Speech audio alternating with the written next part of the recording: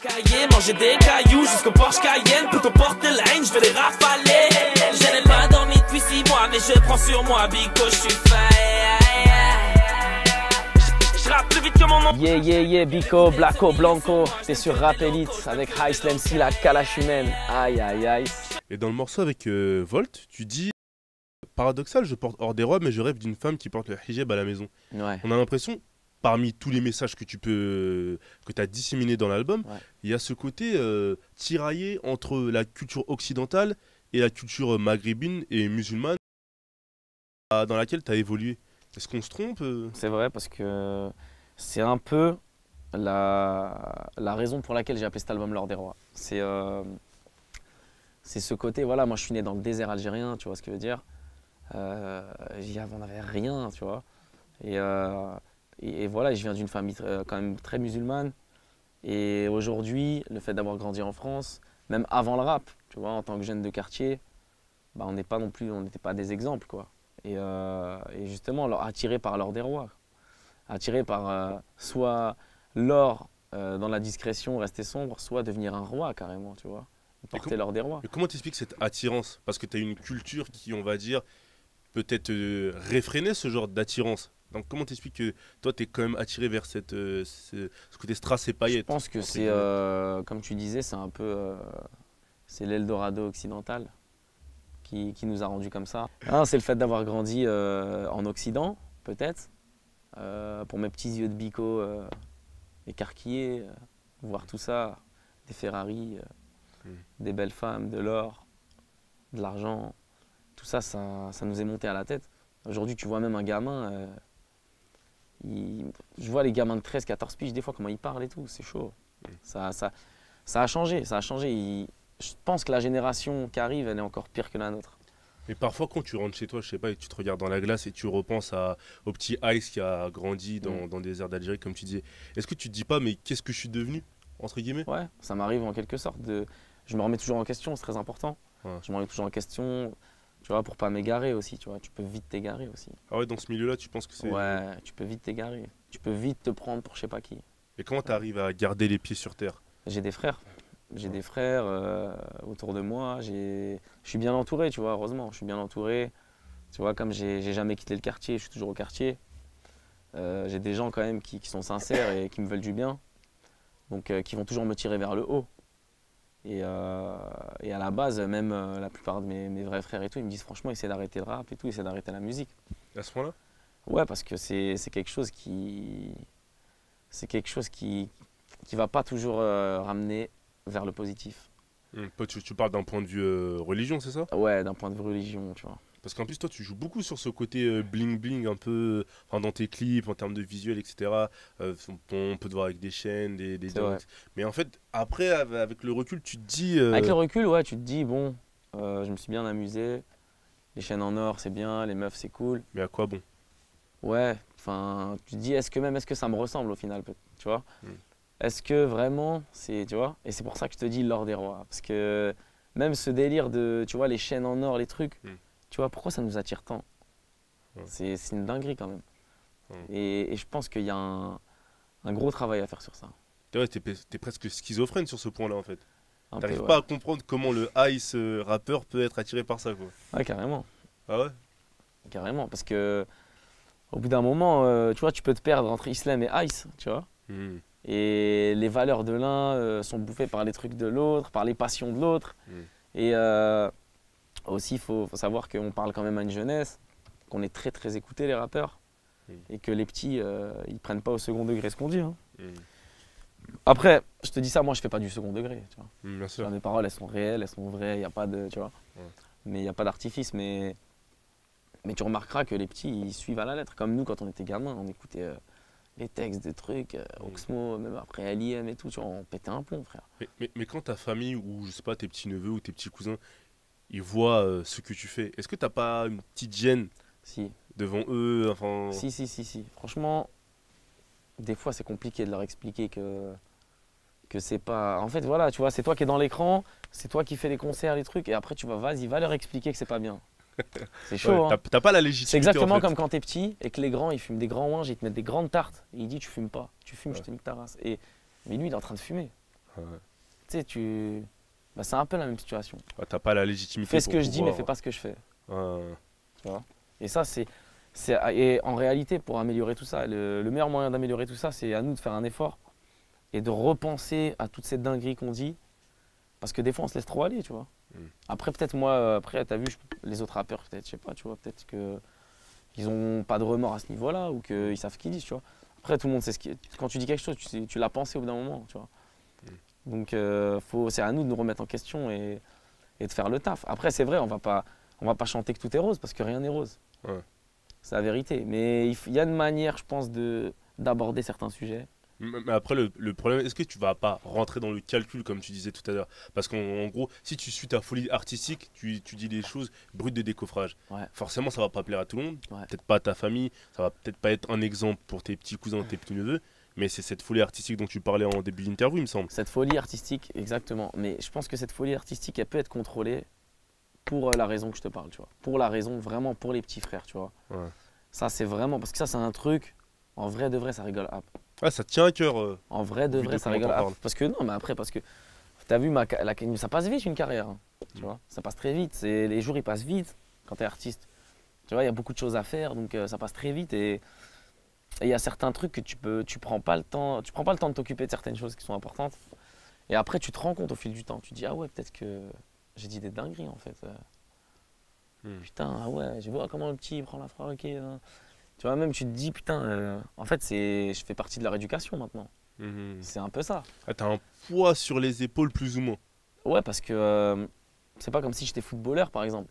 Le footballeur, il parle pas, tu vois, il parle en interview parce qu'il a bien joué, il va raconter son match. Ou Parle même, du match en tout ou cas. même quoi, tu vas pas voir un footballeur, il va dire des dingueries, mon frère. Au Ouais. contraire, il va dire des trucs bien, tu vois. Et moi, je suis rappeur, donc mon métier, c'est de raconter des choses, de parler de ce que je pense. Je suis un porte-parole un peu. Je suis un porte-parole. Un porte-parole élevé au sommet, donc faut commencer à expliquer certaines choses aux petits frères. D'ailleurs, en parlant d'expliquer certaines choses, tu dis, on dirait ça les dérange parce que la daronne porte le voile. Et dans leur déroute, tu dis, on regrette, jadis le monde part en couille, les hommes veulent une chatte, les femmes un pénis. La prochaine étape, ils emmènent nos gosses en vacances scolaires sur des plages nudistes. Est-ce que tu peux un peu nous expliquer ces phases-là? Alors, Parce qu'il y a deux trucs différents, il me semble. voilà. Alors, d'ailleurs, dans ce texte, ouais, c'est dans l'intro d'ailleurs. C'est ma revendication, tu vois. C'est ma revendication dans le sens où quand on était gamin, par exemple, tout à l'heure, je te disais, la génération qui arrive, elle est ouf et tout. C'est ouf, c'est un truc de ouf. Ce qu'ils vont faire, c'est. Pourquoi je te dis ça? Parce que par exemple, un petit 13 piges aujourd'hui, 13 piges, hein, vas-y, il va déjà s'assommer au pilon toute la journée. Tu vois. Il va prendre son flash de Polyacop. Vas-y, il va penser qu'acheter des sapes de ouf et tout. Il va faire des dingueries toute la journée, il va plus aller à l'école.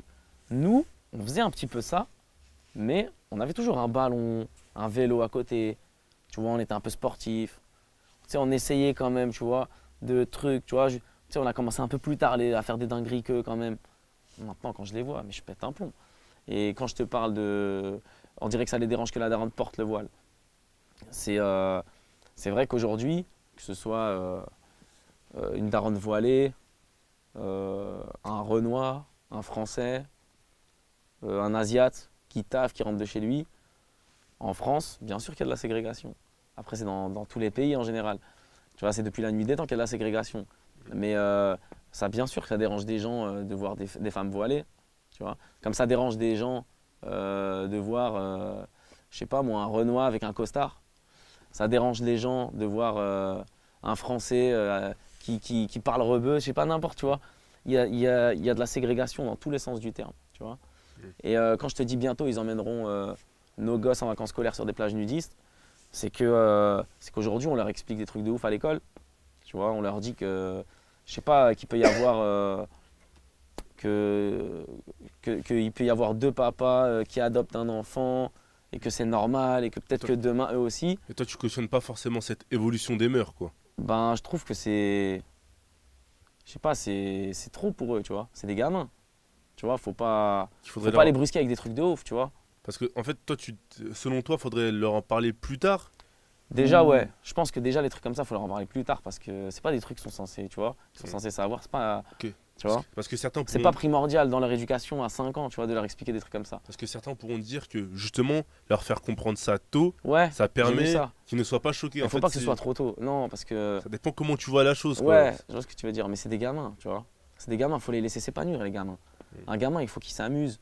Il faut qu'il sente qu'on s'occupe de lui, qu'on porte de l'intérêt à lui. Tu vois, faut pas commencer à le brusquer avec des sujets de ouf et tout. Tu vois. Mais quand je te dis, ben, demain, dans 10 ans, 20 ans, ce sera quoi, tu vois. Ouais. Ils les emmèneront en vacances scolaires sur des plages nudistes, Ouais. en CE1 et tout. Bah voilà, on est sur une plage nudiste. Ouais. Que des meufs à poil, des mecs à poil, normal. Parce que Voilà, pour toi, regardez. pour toi, ce genre de sujet, ça reste quand même un sujet épineux, entre guillemets. Ouais, C'est-à-dire- bien sûr, mais après, moi, comme je te l'ai dit, j'ai pas de tabou. C'est Mhm. quand même le voile. Bah ouais, bien sûr, ouais. Ouais, ça dérange des gens que la daronne elle porte le voile. Ouais, tu sens une Moi, je le stigmatisation sais, de l'islam moi. et des Moi, je le musulmans, sais. c'est ça? Bien sûr. Ouais, bien sûr, il y a une stigmatisation de l'islam, il y a plein de choses là qui. Tu vois, en réalité, ça va dans tous les sens. Ça va dans tous les sens, tu vois. Tu vois, nous-mêmes chez les musulmans, il y a des signes avant la fin du monde et tout, il y a des trucs, tu vois. Et c'est vrai que ouais, ça part en couille. Tu vois, même le rap, tu regardes le rap, ça part en yek, frère. Tu vois. Toi, tu te dis pas que tu participes aussi Bah si, à ce fait de, bien au si. fait de partir en. Si, au bout d'un moment, c'est pour ça que je te dis qu'il faut se remettre en question. Ça veut dire, c'est facile de dire tous les rappeurs c'est des cons. Mais toi aussi t'en es un, tu vois. Ouais. Si t'es là-dedans, qu'est-ce que tu fais là, frère, tu Voilà, vois. c'est ça aussi. Maintenant, le mieux, c'est d'essayer. Moi, j'ai envie de changer les choses. T'as vu, Mm. je te parle sérieux. J'ai envie de changer les choses. J'ai pas envie d'être un mouton, tu vois. Quand je dis petit pantin, enlève tes fils, tu sais, strangule le Mm. marionnettiste, tu vois, avec tes fils. C'est ça que je kiffe, tu vois, le petit mouton qui va tuer le berger, tu vois. Tu Est-ce vois, que- je veux pas rester comme ça à faire mon rap, à manger de l'argent comme un imbécile et à attendre que ça plaise aux gens. Et chaque année, si ça plaît, je continue, etc., etc. J'ai envie de rentrer dans un délire. Tu vois, parce que là, on fait pas que de la musique, t'as vu. Le rap, c'est de la musique avec de la revendication. Tu Et- vois, faut pas oublier Il y ça. a une dimension sociétale de la chose, tu veux dire? C'est-à-dire que le Ouais. rap dans la société, il est ancré Voilà, de façon- voilà, en gros, le rap, avant, c'était l'ennemi juré du capitalisme. Aujourd'hui, c'est la pute du capitalisme. Ouais. Tu vois ce que je veux dire? Tu me comprends? Mm. C'est En fait, avant, c'était nique l'État, nanana. Ok, ils peuvent nous bloquer, on les baise. Maintenant, c'est quoi? C'est ouais, je te nique, je suis avec l'État. C'est ça? Parce que vous êtes rentré dans le système maintenant. Mais bien sûr, Ouais. mais bien sûr. En fait- Et moi, j'ai pas envie d'entrer dans le système, en réalité, tu vois. Ouais. Et c'est pour ça que même quand je te parle de, tu me dis, quand je te dis un artiste et une industrie, c'est que même chez Universal, je suis en indé. Je suis en indé, gros. Si je veux, là, j'appelle tout de suite, je me barre. Je suis pas Keblo. Ah, mais pour ton argent, pour ton business, ça va pas forcément être, bénéfique. C'est-à-dire que. Après, au bout d'un entre moment, il tes- faut faire un choix. Voilà, c'est ça. Est-ce que tu es. Est-ce que tu veux des millions, des millions, des millions, des millions, ou est-ce que tu veux vivre de ta musique tranquille, t'inquiète pas, tu auras toujours du blé, tu seras toujours bien, mais tu vas faire de la bonne musique. Parce Au que bout d'un moment, c'est ça parce aussi. que c'est ça l'idée. Est-ce que tes revendications, elles passent après ou avant ton bif? C'est un peu ça l'idée. Non, elle passe avant, Elle passe avant? parce que j'ai percé avec, tu vois ce que je veux dire? Non, mais je veux dire à un certain niveau encore plus, parce que tu dis que tu veux changer les choses, mais tu vas Ouais, t'attaquer à des sujets assez épineux, assez Ouais, mais sensibles. il faut, c'est mon rôle. C'est mon rôle, ma gueule. C'est mon rôle de rappeur. Pas pour toi, t'es pas, Les juste là- gens, t'es pas juste là pour divertir. voilà, je veux dépasser tout ça. Je veux Ouais. dépasser tout ça. J'ai envie de faire réfléchir les gens. Parce que je pense que j'ai une bonne cogita. Je pense que ça commence. Tu vois ou pas? Hmm. Ça commence. J'ai rien fait encore. J'ai rien vu du rap. J'ai rien fait. Je viens d'arriver. Hmm. C'est quoi, à 4 piges? J'ai rien fait encore. Mais c'est pas une responsabilité trop grosse que tu te mets sur les épaules où on pourrait se dire, mais. Ah, t'inquiète. Enfin, je veux dire, les gens ils t'aiment en tant que artiste qui divertit, mais pas en tant que, je sais pas, meneur ou. Est-ce que tu prends pas un rôle qui pourrait s'avérer trop lourd pour toi? Tu Non. commences à dire enfin, pour une personne normale, hein, c'est ça que je veux dire. Ah, pour une personne normale, Ce oui. rôle de Mais moi, revendicateur. j'ai fait un choix. J'ai fait un choix. J'ai toujours eu beaucoup de poids sur les épaules, tout seul. Hmm. J'ai l'habitude. Tu vois, depuis toujours, c'est comme ça. J'ai l'habitude. J'ai toujours l'habitude de tout porter. Hmm. Et je vais pas m'arrêter aujourd'hui. Ça D'accord. veut dire, vas-y, quitte à ce que je me brise le dos, vas-y, je vais continuer à porter. Hein. D'accord. J'aime bien être à la tête, en fait. Ouais, je vois ça. J'ai toujours aimé ça. Et il y a une phase où tu dis d'ailleurs, c'est dans Lord des Rock. Population stagnée. Voilà, j'ai vu toute ma. J'ai toujours le seum, Marianne, sur notre sol, 133 putains de longues années. Voilà. Est-ce que quand tu nais en Algérie, le sentiment d'amertume par rapport à la colonisation française, il est beaucoup plus prononcé ou pas? En réalité, je pense que c'est la même chose, que tu sois né en Algérie ou que tu sois né en France. En Algérie, on a vraiment une grosse éducation par rapport à ça, tu vois. Je vais te dire un truc, il y a 6% de la population algérienne qui a des problèmes psychiques à cause de la guerre, à cause de, tu vois, la famine, tout ce qui nous est arrivé, tu vois. Parce que l'Algérie, c'est un pays qui a beaucoup souffert pour avoir son indépendance, tu vois. Et c'est aussi pour ça que j'insiste sur le côté indépendant. Tu vois, moi, tu vois, même mes parents, ils sont vraiment, moi, mes 2 parents, ils sont algériens. Et ils ont une fierté de ouf, tu vois. Sans être non plus communautaire, on n'aime pas les autres, hein, tu vois, toujours fier, nan, nan. Mais j'ai été élevé comme ça. J'ai été élevé par des parents très très fiers d'être algériens, qui me parlaient de la guerre, tu vois. Mon père, il connaît la guerre par cœur d'Algérie, tu vois. J'ai perdu mon oncle, moi, à la guerre. J'ai beaucoup de gens aussi de ma famille. Et c'est quelque chose qui a pesé dans mon éducation, dans ma façon de penser. Donc aujourd'hui, quand je dis ça, c'est vraiment par éducation, par fierté. C'est ancré dans moi, c'est comme ça. D'accord. Tu vois. Étant donné que tu es algérien et qu'il y a beaucoup d'Algériens en France, est-ce que tu penses que ça a servi pour ton buzz? Le buzz que tu as pu avoir les années précédentes? Moi, en fait, je regarde pas je regarde pas la couleur de l'artiste. Parce que quand j'écoute un artiste, peut-être que toi tu regardes pas, mais est-ce que ton public n'a pas interprété les signaux? Ah, c'est un Algérien, donc forcément il y a un côté communautaire qui va se mettre en place. Pas négativement, mais même. Non, mais bien sûr, tant mieux. Parce que oui, bien sûr, on est une grosse communauté algérienne en France. Donc oui, tant mieux si ça a joué. Et en plus, je suis très content quand je croise des Algériens dans la street et tout. On se reconnaît entre nous, tu vois, on se reconnaît direct. Et ça fait plaisir, ça fait super plaisir. Et après, voilà, comme j'ai dit, moi je rappe pour tout le monde, Bico, Blacko, Blanco. Anticommunautaire, mais fier de mes origines, tu vois. Tu dis ça dans ton freestyle. Ouais, d'accord. Avec cet album, tu vises quoi comme objectif? Avec cet album, j'ai envie de renouveler ma carrière comme jamais j'aurais pensé la renouveler. Ça veut dire vraiment revenir avec un nouveau délire. Comme je te l'ai dit, pas stagner, toujours faire la même chose et attendre que ça plaise aux gens. Non. Là, j'ai envie de tout donner. J'ai envie de montrer que je suis plus qu'un rappeur. Voilà, que je suis un artiste. Et que ce premier album, c'est juste le premier album. Voilà, et que les mixtapes d'avant, c'était un peu la salle de l'esprit et du temps pour moi. C'était un échauffement. C'est ce qui m'a fait, ce qui m'a formé. Voilà, là j'arrive à mon premier album, on va enchaîner direct. Et je pense que mes locaux ne seront pas déçus. Et tu vises quoi à peu près comme vente? T'as une fourchette? Je suis pas dans les calculs. Ah, tu préfères vraiment, pas... je suis vraiment pas dans les calculs. Ça, toujours pas? Le côté business, il prend pas de dessus là? Non, je suis pas dans. C'est l'artiste qui parle. C'est l'artiste qui te parle. Ok. Et t'as un dernier mot à ajouter, Ice? Ouais. Je voulais remercier tous ma Iceland Team, tous mes locaux, toutes mes locas, tous ceux qui sont là depuis le début ou pas. Merci à tout le monde. Vous faites plaisir. L'Or des Rois, mon premier album, mon premier bébé. Aïe aïe aïe. La suite arrive lourd. Pas dormi depuis 6 mois, mais je prends sur moi, Bico, je suis fait.